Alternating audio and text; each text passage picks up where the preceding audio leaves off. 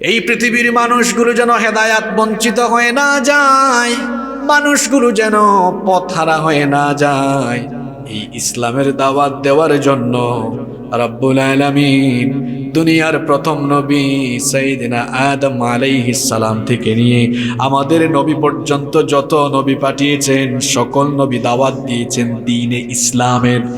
একজন নবীর দাওয়াতের সাথে আরেকজন নবীর দাওয়াতের কোনো অমিল ছিল না, ভিন্নতা ছিল না।